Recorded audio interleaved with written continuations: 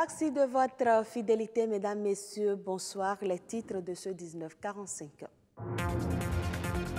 Lutte contre l'érosion côtière des épis sont érigés au fond de la mer. Les travaux se déroulent normalement sur le terrain, selon un constat de la rédaction de BB24. La consommation des produits locaux pourrait booster l'entrepreneuriat agricole au Bénin. De jeunes femmes entrepreneurs se battent pour atteindre cet objectif.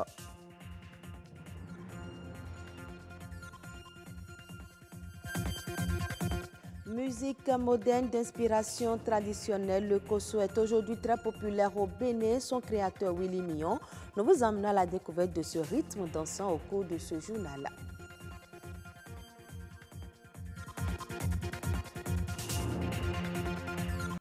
Face aux affres de l'océan au large de nos côtes, l'État béninois s'est engagé à lutter contre l'érosion côtière. Des épis ont été érigés au fond de la mer afin de réduire considérablement les risques de ces catastrophes naturelles.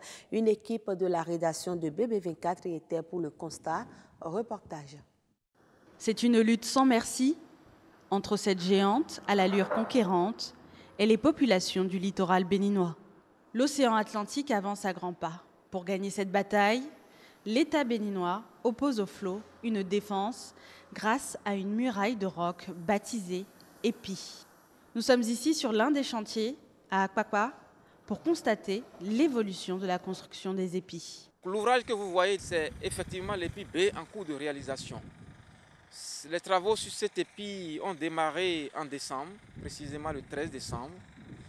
Ces travaux sont prévus pour être réalisés dans le courant de 3 à 4 mois. Il y a environ 160 mètres de construction. Il nous reste encore un peu de chemin à faire pour boucler. Avec la force de l'adversaire, l'État emploie des moyens pharaoniques et ne compte pas en démordre. De nouveaux épis sont prévus à l'avenir. Sur cette question de rechargement, ce segment est destiné à recevoir 300 000 m3 de sable. 300 000 m3 de sable, donc on va distribuer dans les deux parties de l'ouvrage. Nous allons poursuivre sur la partie est, où nous allons construire un troisième épi dans le segment situé entre l'épi 6 et l'épi numéro 7. Et construire donc, refaire, réparer, sinon reconstruire le revêtement situé dans le périmètre de l'épi 6. Nous avons prévu également un revêtement à l'est de l'épi numéro 7 qui est le dernier ouvrage du système. C'est-à-dire l'épi d'actualisation que nous avons lancé est complètement achevé aujourd'hui, au point où nous avons une idée très très claire de tout ce que nous avons à réaliser. En attendant la fin des études de faisabilité, l'océan, lui, n'observe pas de trêve. Il gagne sans cesse du terrain. On observe donc depuis 2013, où l'épi a été construit, une érosion accrue sur ce segment, ce qui est d'ailleurs prévu par les modèles mathématiques. L'océan a déjà fait beaucoup de victimes et cette lutte semble avoir un dénouement incertain. Le moins que l'on puisse souhaiter est que l'intelligence humaine ait raison de la force physique de l'océan. Le réseau des entrepreneurs agricoles du Bénin s'agrandit de jour en jour. De jeunes femmes entrepreneurs membres du réseau ont décidé désormais de se battre pour la consommation des produits locaux. Favoriser une grande culture des produits locaux au détriment des produits exportés reste leur principale ambition. Georgina Dianoron, entrepreneur agricole, s'exprime sur le sujet au micro de Fallon Asilo. L'agroalimentaire, c'est un domaine d'avenir, c'est un domaine qui réunit en son sein tout ce qu'il y a comme composante pour être en lui-même un levier de développement. Et aujourd'hui, nous voyons que de plus en plus, c'est un secteur porteur parce que la plupart des jeunes, la plupart des femmes, la plupart des hommes d'affaires, la plupart des hommes qui sont dans le business aujourd'hui sont intéressés par le domaine agroalimentaire. Les femmes réussissent mieux dans ce domaine et c'est visible. Vous allez voir que la plupart des entreprises, surtout dans le domaine agroalimentaire, sont gérées par les femmes. Et la femme, si on peut le dire ainsi, nos us et coutumes emmènent la femme à côtoyer beaucoup plus le monde de la transformation, le monde de l'agroalimentaire, parce que la femme est beaucoup plus proche de la cuisine. Les femmes aussi, comme on le disait, sont de plus en plus dans le domaine de la transformation agroalimentaire pour essayer de donner aux consommateurs béninois des produits prêts à consommer. prêt à consommer avec une certaine valeur ajoutée. Nous voyons les femmes aussi dans le domaine de la distribution, le domaine de la grande distribution dans les supermarchés, dans les places de vente, dans les marchés, qui s'attellent à fournir aux consommateurs des produits de qualité qui sont transformés, produits au Bénin. Pour moi, la plus grande difficulté dans notre pays, c'est la méconnaissance de la qualité de ce qu'on fait dans notre pays. Nous avons beaucoup d'entreprises agroalimentaires qui s'investissent dans ce domaine, mais qui n'ont pas toujours les répondants sur le marché local. Nous produisons beaucoup, mais le consommateur béninois n'est pas toujours enclin à vite acheter, n'a pas le réflexe d'acheter local. Aujourd'hui, je peux vous dire que nous avons pratiquement la majeure partie des produits qui sont importés dans notre pays se font maintenant sur place. Vous n'avez plus besoin de payer très cher des produits qui viennent de l'extérieur, que ce soit le couscous, que ce soit le riz, que ce soit la semoule, que ce soit l'igname pilé, tout ce que vous voulez avoir comme produit venant de l'extérieur est déjà disponible. Il y a les champignons frais, les champignons séchés qui sont disponibles aussi au Bénin. Et c'est des champignons de très bonne qualité. Nous avons tous les produits que vous voulez. Aujourd'hui, il y a des entreprises béninoises qui s'investissent beaucoup dans la transformation de fruits très, très exotiques. Je peux vous dire que c'est des produits de très bonne facture. Nous invitons tous les consommateurs béninois à s'arracher les produits made in Bénin. Rythme très pratiqué dans la musique traditionnelle, le kosso est aujourd'hui le coup de cœur de certains jeunes artistes musiciens modernes. Willy Mignon, qui auparavant était fan de la musique moderne, s'applique désormais à impliquer le traditionnel dans ses compositions. Son ambition est de valoriser la culture béninoise. Reportage Fallon Asilo, Rodrigue Blondoum. C'est la musique moderne d'inspiration traditionnelle. La musique moderne surfe sur les vagues de la tradition. La nouvelle trouvaille vient de Willy Mignon. Le promoteur du Nudiou modernise la danse et le rythme kosso.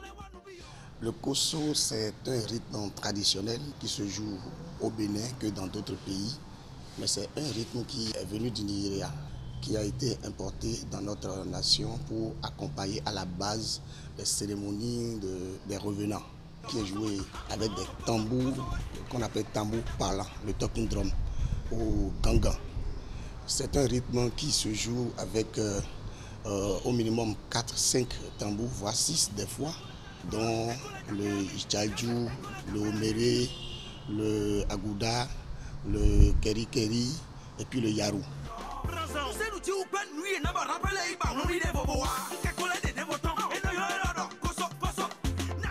J'ai eu l'idée de valoriser le kosso parce que j'ai eu à étudier beaucoup de rythmes. Quand j'ai commencé avec le Nudiou, tout le monde a pris et tout, mais je continuais toujours à me reprocher quelque chose. Je cherchais ce qu'il y a de béninois, de vraiment béninois dans ce que je fais. Parce que le Nudiou, c'était parti sur du high life. Et le high life, bien vrai que c'est un rythme qui appartient à la côte du Bénin, mais ça appartient à beaucoup de pays.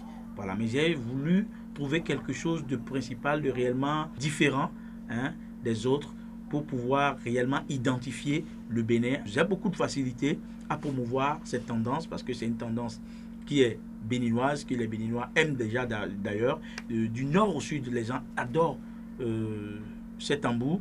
Donc, dès qu'ils entendent ça, ils se retrouvent directement dedans.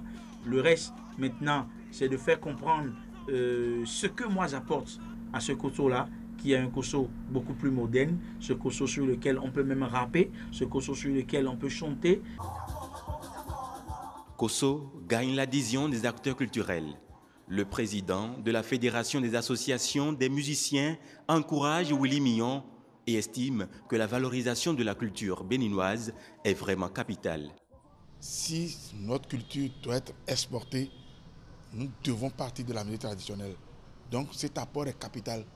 La musique traditionnelle est le seul rythme capable d'imposer notre pays à l'extérieur.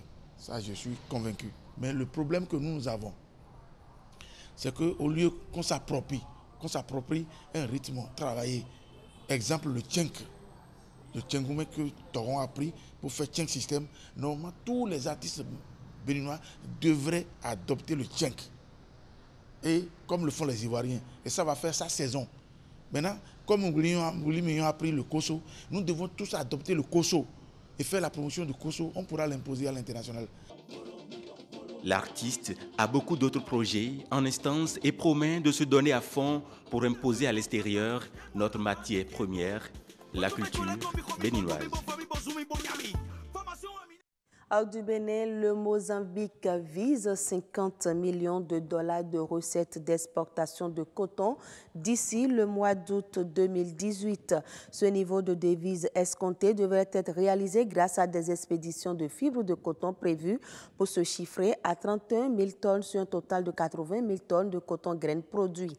Les principales destinations de la filière sont la Chine et le Bangladesh, deux importants pôles de l'industrie mondiale du textile. Le Mozambique table sur une production de 200 000 tonnes de coton graines d'ici 2020. Ce cap, une fois franchi, signerait un nouveau record depuis la saison 72-73, période où la récolte atteignait les 144 000 tonnes.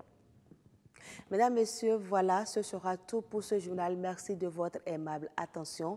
Très bonne soirée à vous.